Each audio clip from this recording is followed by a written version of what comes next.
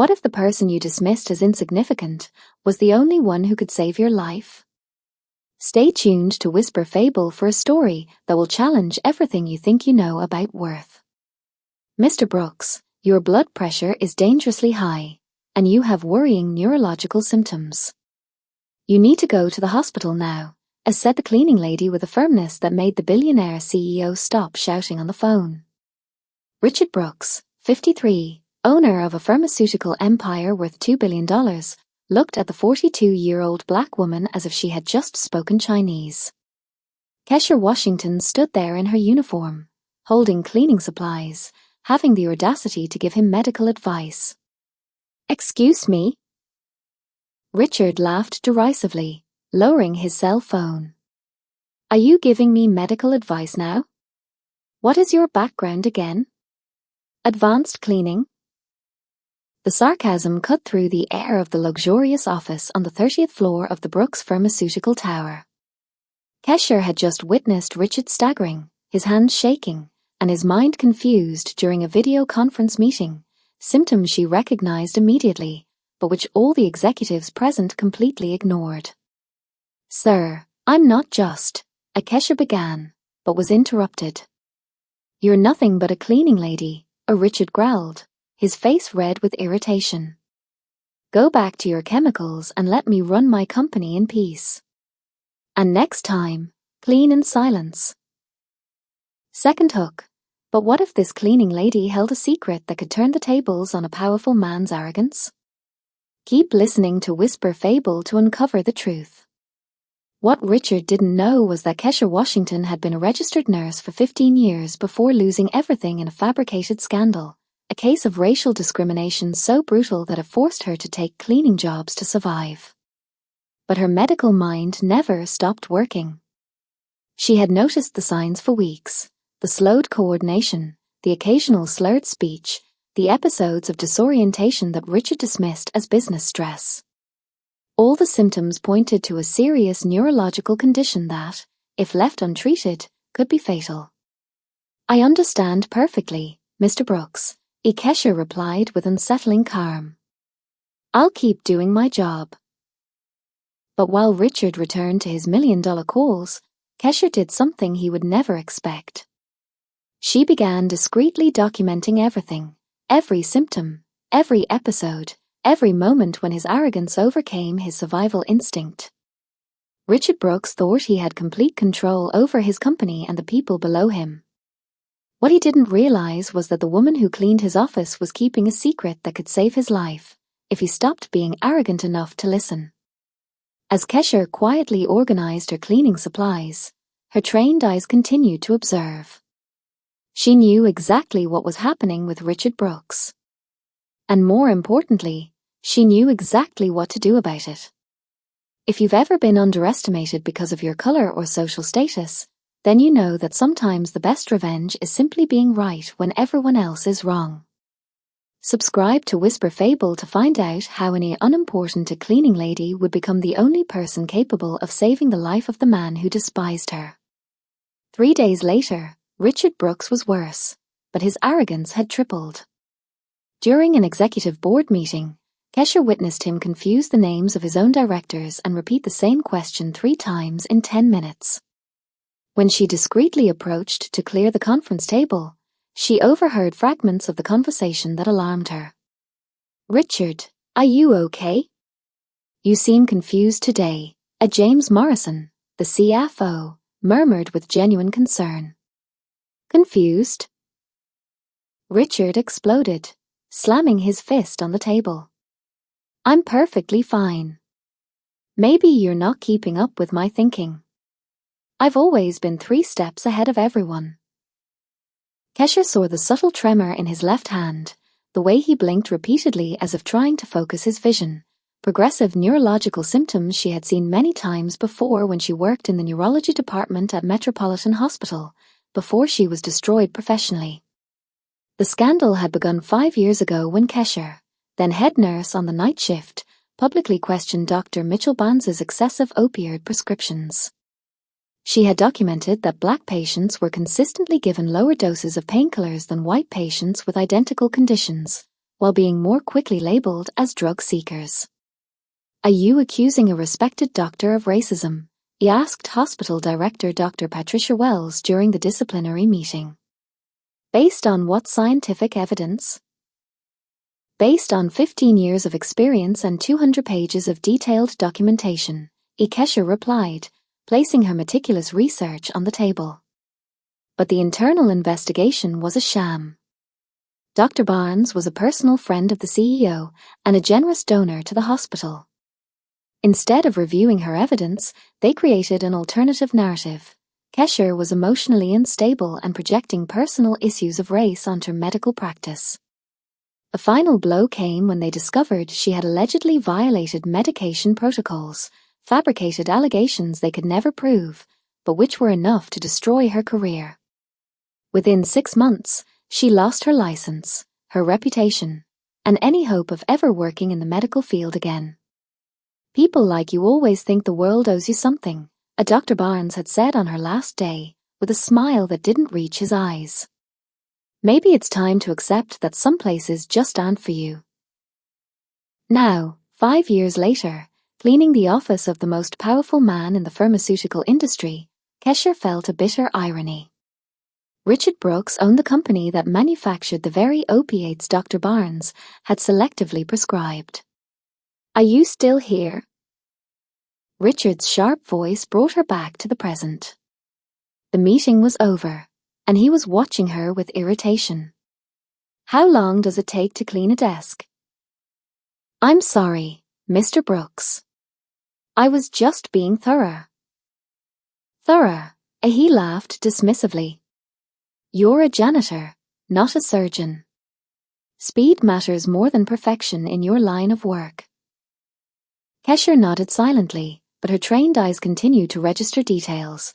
Richard's right pupil was slightly more dilated than his left. His verbal responses had a subtle delay. His fine motor coordination was clearly impaired, classic signs of increased intracranial pressure. "And another thing," Richard continued, adjusting his tie with less precise movements than usual.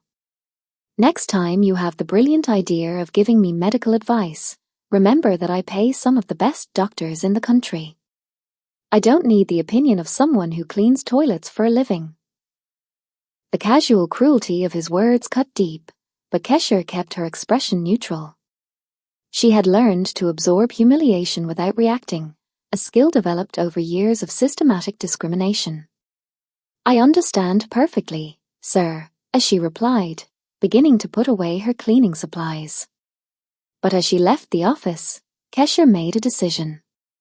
That night, in her small apartment, she opened her laptop and began to type, not a formal medical report. She no longer had the credentials for that, but something different, a detailed, anonymous letter to Richard's wife, Margaret Brooks. Kesher had researched the Brooks family extensively. Margaret was a trained nurse, though she hadn't practiced in years. She would understand the medical terms and recognize the seriousness of the symptoms described. Each word was carefully chosen, each symptom documented with temporal precision, each observation backed up by specific behavioral evidence. She finished the letter at 3 o'clock in the morning, reread it 5 times, and slipped it into an unmarked envelope. Richard Brooks thought he had silenced another inferior person. What he didn't know was that he had just awakened something far more dangerous than anger, a trained nurse with a mission to save lives, even when those lives belonged to people who despised her. As Kesher sealed the envelope, a cold certainty settled in her chest. She would not allow Richard's arrogance to kill him, not because he deserved to live, but because she had sworn to save lives. And some oaths transcend the treatment we receive from the people we save. What that billionaire CEO couldn't see was that every insult only strengthened the resolve of a woman who had already lost everything once and discovered she still had a lot to offer the world, if anyone was humble enough to listen. The letter arrived in Margaret Brooks' hands on a quiet Tuesday, delivered discreetly by an anonymous courier. Margaret, a nursing graduate from Johns Hopkins University, immediately recognized the clinical precision of the language and the seriousness of the observations described. Progressive neurological symptoms, impaired motor coordination, episodes of temporal confusion, as she murmured, reading it for the third time. Each word echoed the concern she herself had tried to express to her husband over the past few weeks, only to be dismissed with the same disdain he reserved for inferior people. Margaret knew Richard was different. The angry outbursts had become more frequent and irrational. He forgot important appointments, repeated the same stories at dinner parties, and his once impeccable handwriting now trembled like that of a much older man. Who could have written this, as she wondered, poring over every meticulously documented medical detail? Someone with formal training, definitely. Someone who watched Richard closely, regularly. Meanwhile, on the 30th floor of Brooks Pharmaceutical, Kesher executed her plan with the precision of a seasoned nurse. During her cleaning rounds, she had discreetly begun documenting everything: times of episodes, intensity of tremors, patterns of mental confusion. She had an unexpected ally, Dr. Patricia Williams, a retired neurologist who worked part-time as a medical insurance consultant in the building next door. Kesher had met her in the parking lot when Patricia commented on recognizing nursing techniques in the way Kesher helped an elderly woman who had stumbled. "You were a nurse," a Dr. Williams had observed, not as a question, but as a fact. For 15 years, Kesher had admitted, waiting for the usual judgment. Instead, Patricia held out her hand. "Neurologist for 30, and I still recognize competence when I see it."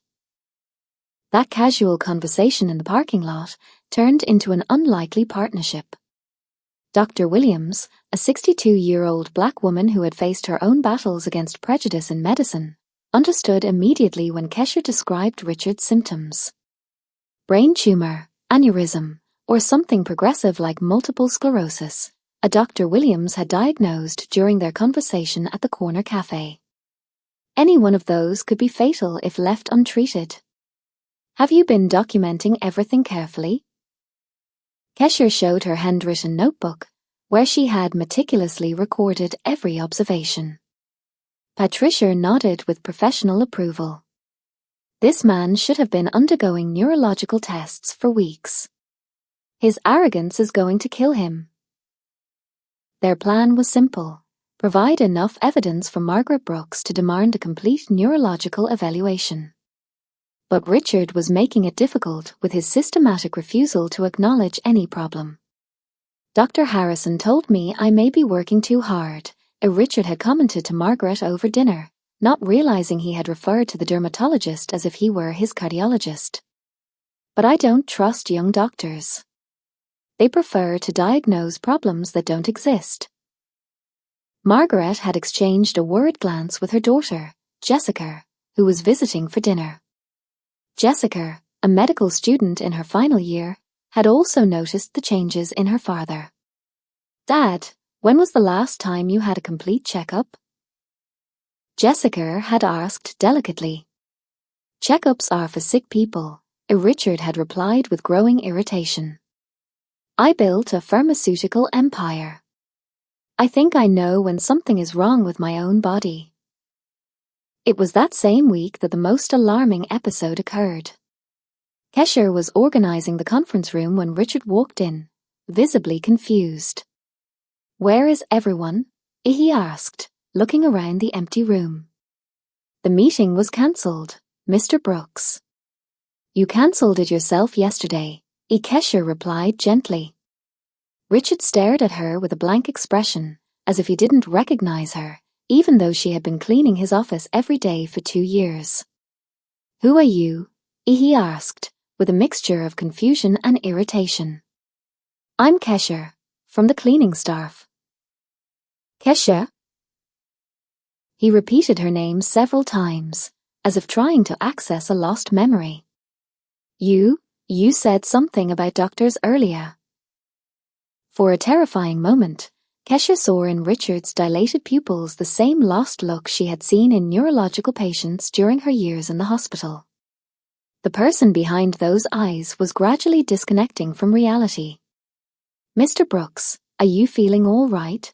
she asked, momentarily forgetting her position. The question seemed to snap him back. "I'm fine," he growled, returning to his familiar, hostile personality.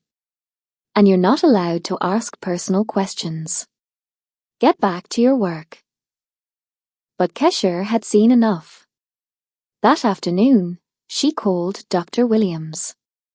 "Time is running out," as she said. "Today, he didn't recognize me for several minutes. This isn't just arrogance. It's active neurological deterioration." "Then we need to speed up the plan," Patricia replied. "I'll call Margaret Brooks directly. As a doctor, I can use professional concern as an excuse." That night, while Richard slept heavily, another worrying symptom Margaret had noticed, she received a call from Dr. Williams. "Mrs. Brooks, this is Dr. Patricia Williams, neurologist. I have received some concerning information about your husband's symptoms, and I believe he needs immediate neurological evaluation." Margaret held the phone with trembling hands. "Doctor, I've been trying to convince him to seek help, but he refuses to listen." "I understand completely. Unfortunately, it is common for patients with neurological conditions to lose the ability to recognize their own symptoms. This is called anosognosia, a consequence of the disease itself." The conversation lasted 40 minutes. When she hung up, Margaret had a plan. The next day, she would do something she had never done in 25 years of marriage: confront Richard publicly in front of people whose opinions he valued. She had invited the board of directors to an informal family meeting to discuss the succession of the company, but in reality, it would be a medical intervention in disguise. Kesher, discreetly cleaning the hallway adjacent to the conference room, listened as Margaret explained the situation to Jessica and the directors.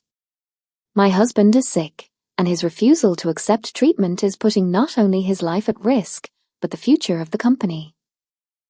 What none of them knew was that in the next 24 hours, Richard Brooks' life would depend entirely on the courage of a cleaning lady he had treated as invisible, a woman who, despite all the contempt she had received, was about to do something that would define not only her character, but possibly save the life of the man who had humiliated her the most. Sometimes the greatest revenge is not destroying someone, it is saving them despite their unworthiness, proving that your humanity is infinitely superior to the cruelty you have received. But would Richard's pride allow him to accept help from someone he had always considered inferior? And what happens when saving a life means confronting an entire system that prefers to ignore the wisdom of those it considers worthless? The family intervention took place on a stormy Thursday, just when Richard was at his most vulnerable. Margaret had orchestrated everything with the precision of an experienced nurse. She invited the 5 top executives of Brooks Pharmaceutical to a strategic succession meeting at the family mansion. Richard descended the stairs, staggering slightly, trying to disguise his compromised coordination with deliberately slow movements. His left side was noticeably weaker, and his speech occasionally slurred at the edges of words. "I don't understand why we need to discuss succession," he muttered to Margaret as he adjusted his tie with trembling fingers. "I'm perfectly capable of running my own company." "Of course you are, dear," Margaret replied, watching as he tried to tie his tie 3 times before achieving an acceptable knot. "It's just preventive planning." In the boardroom, the directors immediately noticed the changes in Richard. James Morrison, the CFO, exchanged word glances with Sandra Phillips, head of operations, when Richard referred to the marketing director as that guy from the sales department. Richard, a Dr. Williams, who Margaret had invited as a medical consultant for executives, interjected, "I've observed some troubling symptoms during our previous meetings: tremors, temporal confusion, impaired coordination." "There's nothing wrong with me," Richard exploded, slamming his fist on the table hard enough to knock over his coffee cup. "I'm tired of unqualified people trying to diagnose me." That was the moment it happened. Richard tried to stand up to demonstrate his perfect health, but his legs gave out completely. He collapsed into his chair, the left side of his face beginning to twitch involuntarily, his eyes losing focus as he struggled to form words. I don't. Where? He slurred, his right hand shaking violently as he tried to reach for the glass of water. Margaret immediately dialed 911, but it was Dr. Williams who took control of the situation. Acute neurological symptoms, possible stroke or secondary seizure. We need immediate transport to the hospital. While waiting for the ambulance, something unexpected happened. Margaret received a call from someone she didn't expect, Kesher, Washington. Mrs. Brooks, this is Kesher from your husband's office cleaning crew. I'm calling because I need you to know that I've documented all of his symptoms over the past few weeks. Margaret nearly dropped the phone. You're a nurse. I was. Before I was forced to clean offices by people who treat me like I'm invisible. The bitterness in Kesha's voice was palpable, but there was something else, absolute medical competence. Your husband has classic signs of a brain tumor or aneurysm, the progressive symptoms, the cognitive decline, the unilateral tremors. It's all documented in my report. What report? The one I sent to all of his company directors 3 days ago. The same one they ignored because it came from a mere cleaning lady. Margaret felt the blood drain from her face. You sent it to the directors? 47 pages of detailed medical observations with precise timestamps and symptom analysis. Even a prognosis of deterioration if left untreated. James Morrison said it was employee paranoia, and Sandra Phillips suggested I be terminated for inappropriate behavior. The revelation hit Margaret like a punch in the stomach. As Richard was loaded into the ambulance, she realized the full irony. The woman her husband had treated with the most contempt was the only person who had tried to save his life. At the hospital, Dr. Chen's diagnosis confirmed every word Kesher had said. A slow-bleeding brain aneurysm causing progressive neurological symptoms.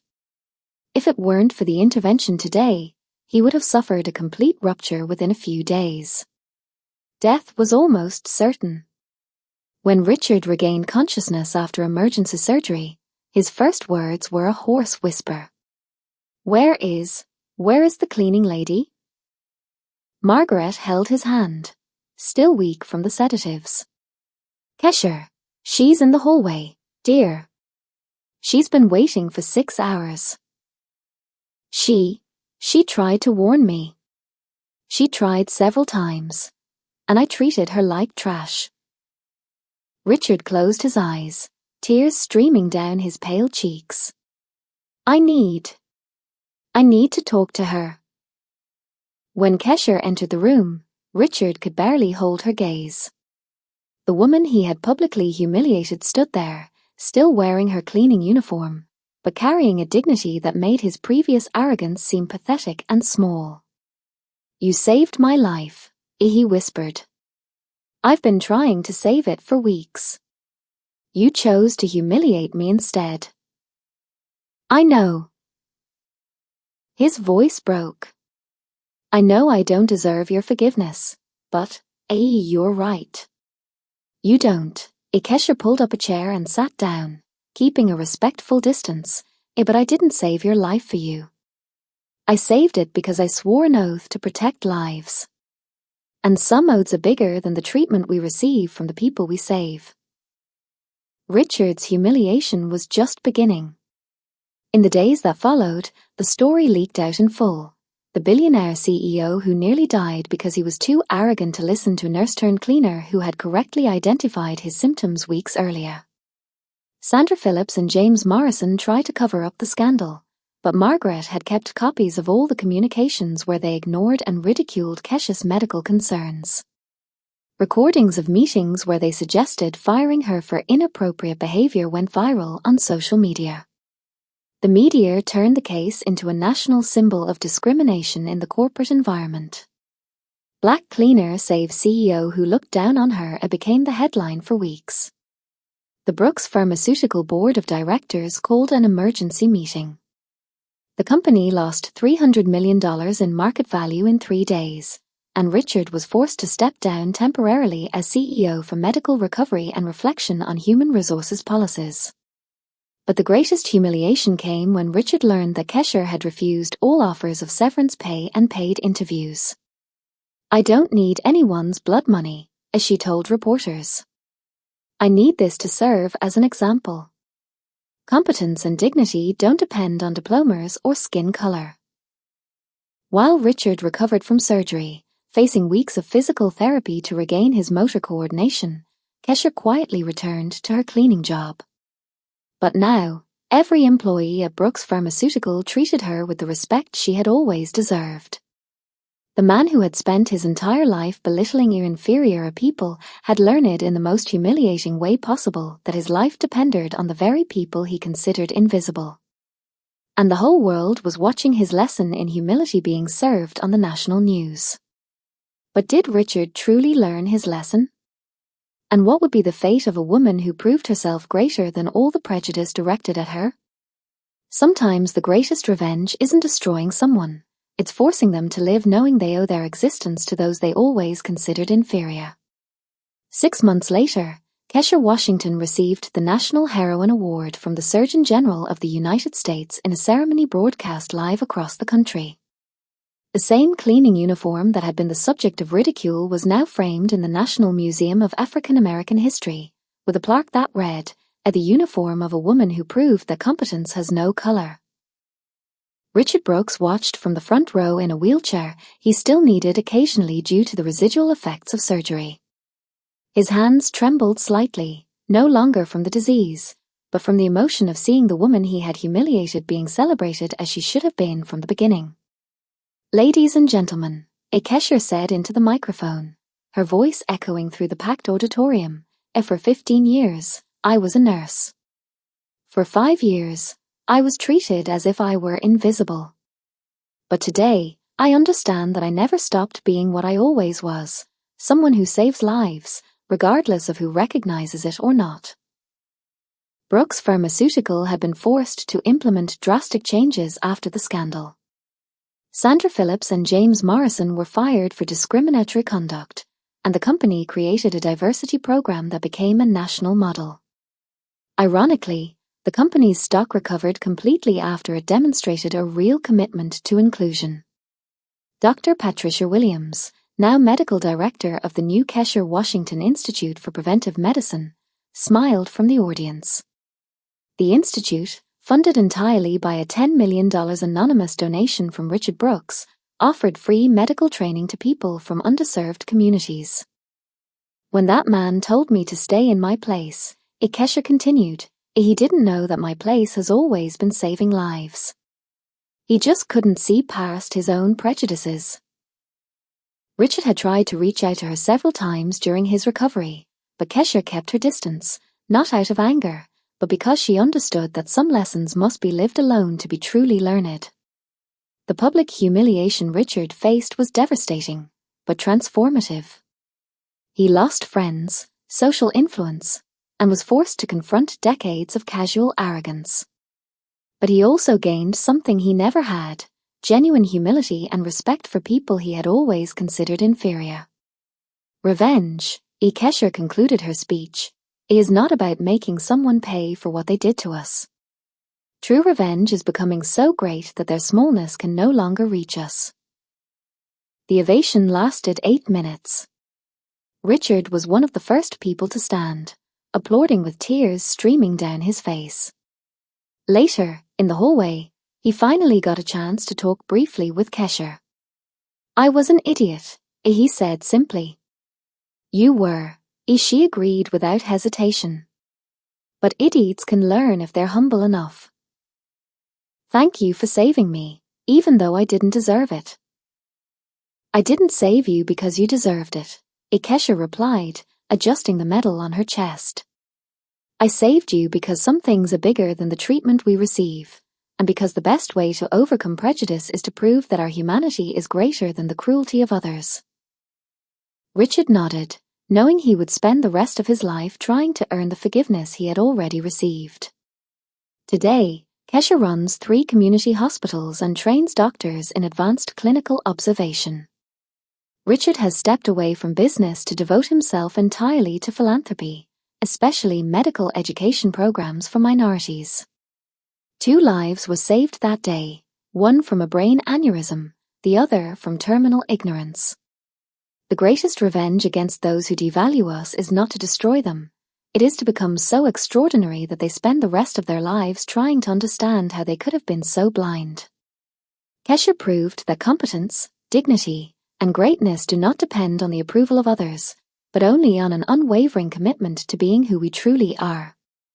If this story touched your heart, subscribe to Whisper Fable for more stories that prove our true strength appears exactly when others try to diminish us.